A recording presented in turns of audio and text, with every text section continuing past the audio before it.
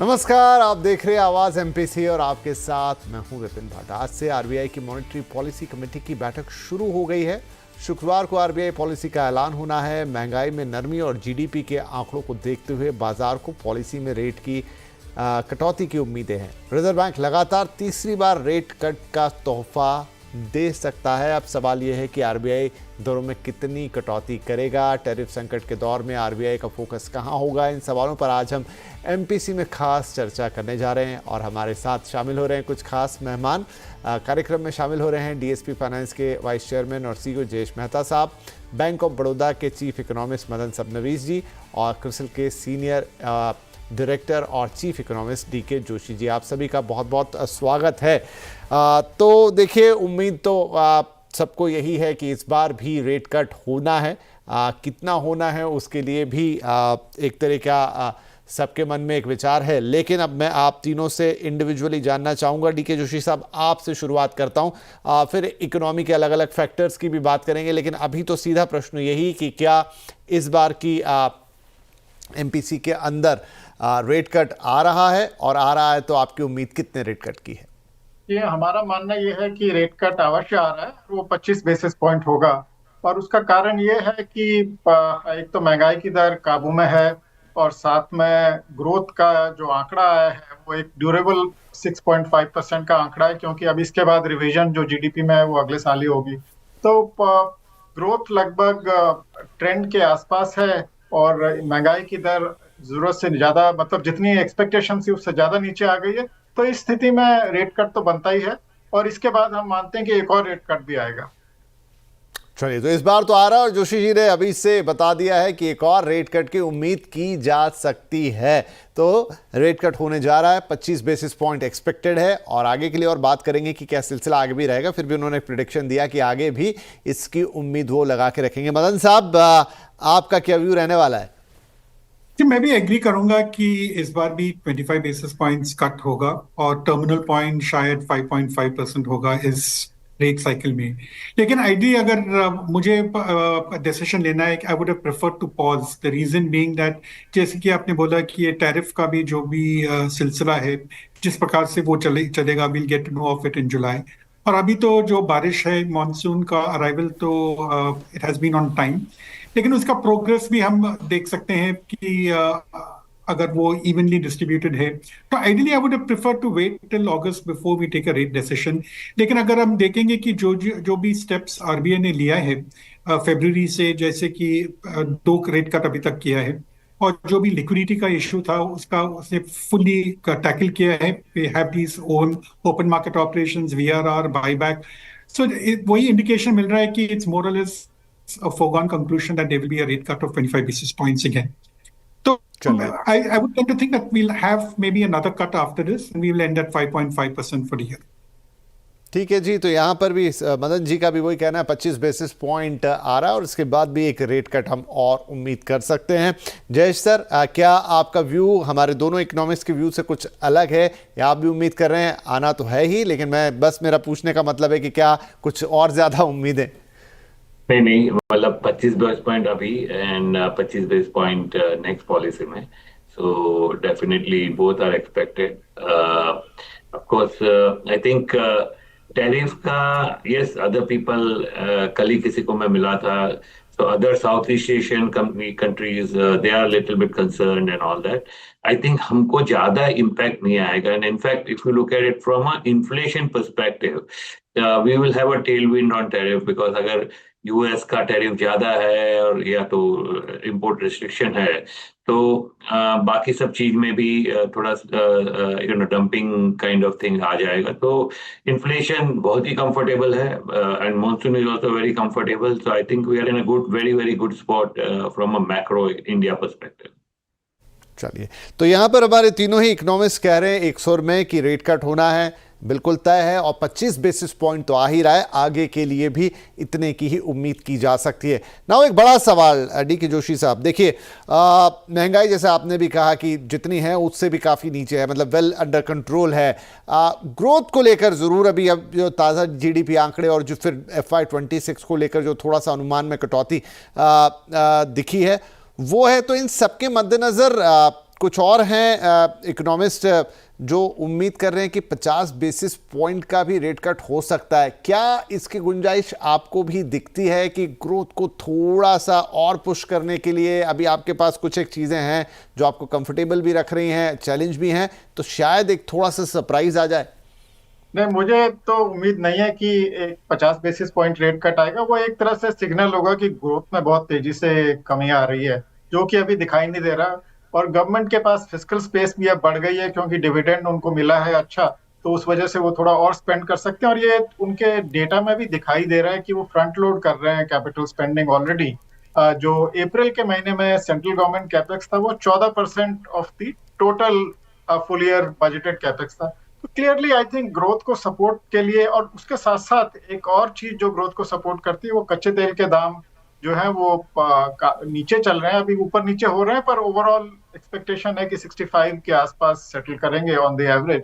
तो उससे ग्रोथ को भी बेनिफिट मिलता है और महंगाई की दर को भी नीचे आने के चांसेस होते हैं। तो क्लियरली आई थिंक ग्रोथ, ऐसा नहीं है कि ग्रोथ की सपोर्ट नहीं है, पर साथ में इकोनॉमी में बफर्स भी हैं। मतलब हमारा जो इवन ट्रेड जो है, वो गुड्स ट्रेड ज्यादा इंपैक्ट होता है सर्विसेज ट्रेड के मुकाबले, और सर्विसेज हमारा 48% है, तो सर्विसेज को उतना इंपैक्ट नहीं पड़ेगा टैरिफ्स का जितना गुड्स को पड़ेगा। तो एक तरह से वो बफर है compare to other Asian nations, where I think जहाँ पे गुड्स एक्सपोर्ट के प्रोपोर्शन ज्यादा है। और उसके साथ साथ जो हमारे एक्सटर्नल मार्कर्स हैं, जैसे आप करंट अकाउंट डेफिसिट देखिए या फॉरेक्स रिजर्व देखिए, ये सब एक तरह से वॉलेटिलिटी को कंट्रोल करने में थोड़ा मदद करते हैं, जो एक्सटर्नल वॉलेटिलिटी जो कि अभी कंटिन्यू रहेगी। तो ओवरऑल हमारे पास बफर्स भी हैं और थोड़ा पॉलिसी लीवर्स भी हैं जिससे ग्रोथ को संभाला जा सके। तो मुझे नहीं लगता कि अभी आवश्यकता है कि आरबीआई एक बहुत तेजी से 50 बेसिस पॉइंट का रेट कट करेगा। मदन साहब, जहाँ तक महंगाई की बात है, और अगर आप इसमें भी कुछ 50 वाली बात पे भी कुछ जोड़ना चाहें तो ज़रूर जोड़ दीजिएगा, लेकिन फरवरी, मार्च, अप्रैल लगातार वो 4% के नीचे बनी हुई है और वो क्लोज टू 3 जा रही। जैसा जोशी जी ने भी कहा कि बहुत ही कंफर्टेबल है, जितना रखना है उससे भी। लेकिन क्या ये आगे भी ऐसी मेंटेन रहेगी? क्या दिखाई देता है? अभी मानसून है, देखिए well on line of expectation है और 100% नॉर्मल मानसून की हम उम्मीद कर रहे हैं, बट स्टिल बहुत सारी अनसर्टेनिटीज़ ग्लोबली अभी भी मौजूद हैं। कह नहीं सकते, कच्चा तेल अभी आपको कंफर्ट जोन में रखे हुए, लेकिन कब तक कैसा क्या रहेगा, जिस हिसाब से पूरी दुनिया में कभी भी कुछ भी हो जाता है इस वक्त में। तो क्या इसके बारे में भी कहीं जो आरबीआई मेंबर्स हैं, पॉलिसी मेंबर्स, वो सोच रहे होंगे? इन्फ्लेशन को देखेंगे, see my view is like this, that ये 3% जो आ रहा है inflation, it is mainly because of a base effect. ये भी बात ठीक है कि काफी कमोडिटीज के प्राइसेस तो कम हुए हैं, लेकिन base effect is the one which is driving it. तो अगले 2 महीने भी हम देखेंगे कि इन्फ्लेशन इसी रेंज में होगा, 3-3.5%। लेकिन एक बात याद रखना है कि अगर हम आज बाजार में जाएंगे, वी कैन सी दैट टमाटर का प्राइस और कांदा, दैट इज अनियन का प्राइस, दोनों तो बढ़ गया है। So once again we are going through the cycle because of जो भी ये रेन्स हुआ है, the crop has gotten affected, prices have gone up. और ये जो वेजिटेबल्स का ये साइकिल होता है, जो सिंड्रोम होता है, that keeps happening very often. So और दूसरी तरफ से अगर हम देखेंगे कोर इन्फ्लेशन, जो मैन्युफैक्चर प्रोडक्ट्स का इन्फ्लेशन है हम देख रहे हैं, और सर्विसेज, वो भी 4% के करीब है। और जो भी अनाउंसमेंट्स हमने सुना है जब ये कंपनीज ने अपना रिजल्ट्स अनाउंस किया है, there is definitely a tendency for companies to announce an increase in price. So ये कोर इन्फ्लेशन जो होगा वो बढ़ता जाएगा। It may not be very very significant, लेकिन 4% के करीब रहेगा इन द अपवर्ड डायरेक्शन। तो इन्फ्लेशन जो 3.8-3.9% एवरेज होगा साल के लिए, लेकिन definitely we should not get carried away by the low numbers.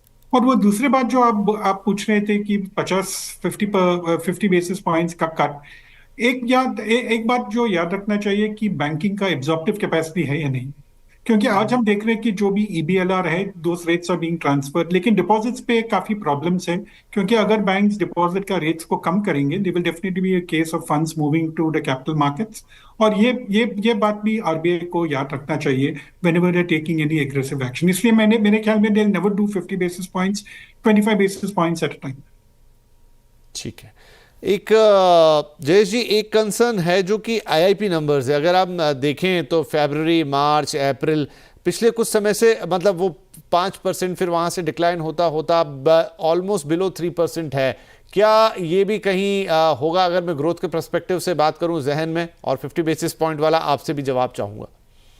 So definitely, I think जो stance, जो not official stance, but the language and the body, the way RBI has been saying, जो पहले inflation followed by growth, अभी of course the focus is on growth and then inflation. Yes, 50 basis point, you have room, one can do it, but in general, in past, we have seen, जब से quarter basis point चालू हुआ है तो तब से जब shock type of situation होता है तभी बड़े मूव होते हैं। नॉर्मलाइजेशन टाइम में it is like smaller baby steps. So from that perspective यहाँ पे अभी कोई शॉक नहीं है। जैसे कोविड के टाइम शॉक था तो you had more low rates, और वाइस वर्सा जब यूक्रेन वॉर हुआ था तो it was a shock, then you go in a larger step. Otherwise most of the central bank have been now sticking to that baby step in a normal situation. So to that extent, we have a normal situation. It's yes, growth can be better, but it is not that it is too low a growth or we are like struggling for the growth. So from that perspective, I think they may stick to quarter only. They will stick to quarter, but I won't be surprised if they do 50. But generally, if you look at trends everywhere in last 5, 7, 10 years, otherwise, before that, people used to do bigger steps. वो पहले था ही 50 basis point, quarter का नाम ज्यादा था ही नहीं। जी, तो ठीक है, ये 50 बेसिस पॉइंट थोड़ा सा ओवर ऑप्टिमिस्टिक होने जैसी बात होगी, लेकिन 25 बेसिस पॉइंट तो आना तय है। 50 बेसिस पॉइंट शायद ना होता हुआ नजर आए। जोशी साहब, एक चीज़ और है कि बीच बीच में सेंट्रल बैंक के रेपो रेट और ये तो चलिए पॉलिसी वाइज आते हैं, हर पॉलिसी में आता है, लेकिन बीच में सीआरआर कट करना, ओपन मार्केट ऑपरेशंस वगैरह, और हम देखें लगातार वो लिक्विडिटी पे काफ़ी अपना फोकस बनाए हुए हैं। वैसी चीज़ें भी इन बिटवीन और पॉलिसी में होती हुई नजर आती रहेगी? तो लिक्विडिटी मैनेजमेंट तो उनका जनरल है, वो तो बिना पॉलिसी के भी वो करते रहते हैं। उनको आई थिंक लिक्विडिटी कंफर्टेबल रखनी है ताकि ये जो रेट कट हुए हैं इनका ट्रांसमिशन हो पाए, तो वो तो चलता रहेगा। सीआरआर कट की मुझे अभी उम्मीद नहीं है। सीआरआर एक वेपन है जो वो जब क्राइसिस लाइक सिचुएशन हो लिक्विडिटी में तभी यूज करेंगे। अभी फिलहाल लिक्विडिटी अच्छी तरह मैनेज्ड है और कैपिटल आउटफ्लो भी नहीं है, तो उस वजह उसका भी सपोर्ट मिल रहा है। तो मुझे लगता है अभी कोई सीआरआर कट करने की उम्मीद मुझे तो नहीं दिखाई देती, और साथ साथ लिक्विडिटी मैनेजमेंट तो चलता रहेगा ऑल थ्रू द ईयर। और यहाँ रुपए पे भी उनकी नजर होगी, उस हिसाब से कोई डायरेक्टिव आपको आता हुआ लगता है? नहीं, रुपए में तो ऐसा है कि वो महंगाई की दर के लिए तो प्रॉब्लम नहीं करेगा, क्योंकि अभी डॉलर जो है वो वीक हो रहा है, जिस वजह से रुपए को थोड़ा स्ट्रेंथनिंग बायस जो दिखाई दे रहा है वो चलने की अभी फिलहाल उम्मीद है। तो इस स्थिति में आई थिंक रुपया अगर ज्यादा स्ट्रांग होगा तो ऑब्वियसली वो उसको मतलब उसकी स्पीड को रोकने की कोशिश करेंगे, क्योंकि वॉलेटिलिटी को वो कंट्रोल करने की कोशिश करते हैं दोनों तरफ। तो आई थिंक उसमें भी वो मतलब उससे लिक्विडिटी और बढ़ेगी अगर वो वैसा करते हैं। तो इसलिए मुझे आई थिंक फॉरेक्स ऑपरेशन से लिक्विडिटी के लिए कोई प्रॉब्लम तो बिल्कुल अभी दिखाई नहीं दे रही।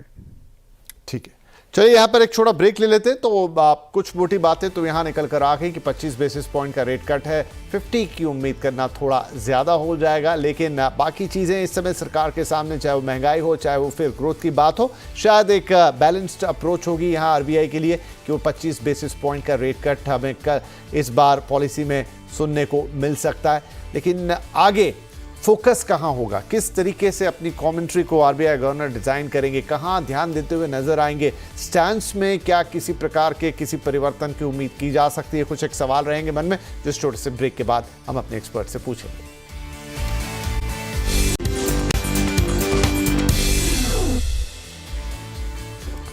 वेलकम बैक, आप देख रहे हैं आवाज एमपीसी, और आरबीआई अपनी मॉनेटरी पॉलिसी कमेटी की बैठक जो है उसकी शुरुआत हो चुकी है, और अब 6 जून को हम देखेंगे उस पॉलिसी को आते हुए। रेट कट के हमारे तीनों जो इकोनॉमिस्ट हैं वो बता रहे हैं कि 25 बेसिस पॉइंट का रेट कट उम्मीद की जा सकती है। उम्मीद क्या, मतलब वो तय ही लग रहा है, लेकिन हाँ, इससे ज़्यादा की उम्मीद ना रखें, और ग्रोथ पे फोकस होगा, महंगाई को भी काबू में रखने की वो जद्दोजहद जारी रहेगी। लेकिन फिलहाल 25 बेसिस पॉइंट का रेट कट हम यहाँ से देख सकते हैं, और तीनों ही हमारे इकोनॉमिस्ट ये भी कह रहे हैं कि इसके आगे भी एक और रेट कट की उम्मीद की जा सकती है, राइट। तो ये तो अब तक की बात हो गई। नाउ जोशी साहब, अब जो स्टैंस है पिछली पॉलिसी में चेंज हुआ था, अकोमोडेटिव होता हुआ नजर आया था, क्या उसमें किसी प्रकार के परिवर्तन की कोई गुंजाइश?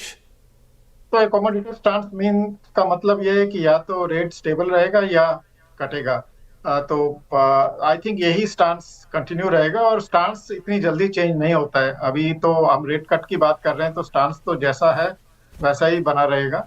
और लैंग्वेज में भी मुझे मतलब कोई ज्यादा तब्दीली पिछले के मुकाबले नहीं आएगी, एक्सेप्ट द फैक्ट कि जो ग्रोथ के आंकड़े एक तरह से ज्यादा फर्म आ गए हैं बेस ईयर के लिए 24-25 के लिए, और साथ साथ मॉनसून जो है उसको टाइम से पहले आ गया है, और इस साल भरपूर मॉनसून की एक्सपेक्टेशन है। तो ये सब चीजों को वो हाईलाइट करेंगे, और उसके अलावा तो आई थिंक टोन और स्टांस जैसा पिछली पॉलिसी में था, मुझे लगता है वैसा ही रहेगा, क्योंकि ग्लोबल अनसर्टेनिटी में तो कोई बदलाव आया नहीं है। वो सिचुएशन तो वैसी की वैसी ज्यों की त्यों बनी हुई है। एक सवाल थोड़ा हटके साउंड कर सकता है मदन साहब, लेकिन देखिए ग्लोबल जियोपॉलिटिकल इक्वेशन तो बड़ी बिगड़ी हुई सी है ही। हमारा भी बीच में एक फेस ऑफ हुआ पाकिस्तान के साथ, दो अभी वो चीज़ पीछे जा चुकी है, लेकिन स्टिल जैसा हमने कहा है कि हम किसी भी गलत चीज़ का जवाब अच्छे से देंगे, मतलब वो डोर क्लोज नहीं हो। कन्फ्लिक्ट कभी भी किसी भी रूप में दिखाई दे सकता है अगर कुछ गलत चीज़ें होती। क्या आरबीआई ऐसी चीज़ों को भी कहीं मद्देनजर रखेगा जब वो अपनी पॉलिसी को सोच रहे हैं? ये पॉलिसीज हर 2 महीने होता है, so I think they are able to evaluate it every 2 months. और अभी ऐसा नहीं लगता है कि कोई ऐसा थ्रेट है जो एक्सटर्नल एनवायरनमेंट से, so I don't think they will actually keep that as a major consideration. Back to the mind तो जरूर रहेगा, जब भी कोई फोकस करेंगे जीडीपी पे जो भी हेडविंड्स हो सकता है, या अगर हम इन्फ्लेशन के बारे में बात करेंगे, they will keep all these factors in mind. But overtly I don't think that is something which is a major concern for the RBI right now. और जो भी उनका रेगुलर अप्रोच है, जैसे कि इन्फ्लेशन और ग्रोथ के दोनों का ट्रेड ऑफ, जिस पे ज्यादा डिस्कशन होगा, और जो भी इवैल्यूएशन करेंगे कि जो स्टेट ऑफ द इकोनॉमी अभी है, which looks fairly positive, I think it will be based more on these conditions, not on hypothetical issues. Okay Jayesh sir, आप क्या उम्मीद लगा रहे हैं कि जब गवर्नर साहब अपनी कमेंट्री रखेंगे, कोई पर्टिकुलर पॉइंट जहां आपको उम्मीद है कि वो ये कहते हुए नजर आए?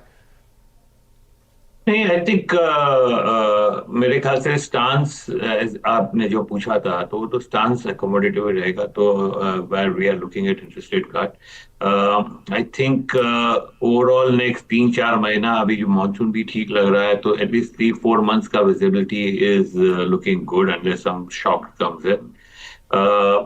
आई डोंट थिंक ऐसा कोई anything much change from the last time, but of course growth पे थोड़ा फोकस रहेगा, एंड बैंक क्रेडिट ग्रोथ पे भी थोड़ा फोकस रहेगा, but nothing majorly changing at this junction. एक इंपॉर्टेंट सवाल डीके जोशी साहब, आप ही लोगों से मैंने सुना कि यूजुअली जो रेट कट के साइकिल होते हैं वो 3 साइकिल्स के होते हैं, तो अगले वाले को मिला के जो है उसको मिला के 3 हो जाएंगे। तो क्या उसके बाद माने कि रेट कट रुक जाएगा या नहीं? ऐसा भी नहीं होता, वो बहुत सारे दूसरे फैक्टर्स पे भी निर्भर करेगा। देखिए, डेप्थ और ड्यूरेशन ऑफ रेट कट इस पे डिपेंड करता है कि ग्रोथ को कितना खतरा है और इन्फ्लेशन कहाँ पे है। तो अभी फिलहाल जो सिचुएशन है उसमें ग्रोथ एक तरह से रीजनेबल मोमेंटम बना हुआ है, और महंगाई की दर जरूरत से जितना एक्सपेक्टेशन था उससे ज्यादा नीचे आई है।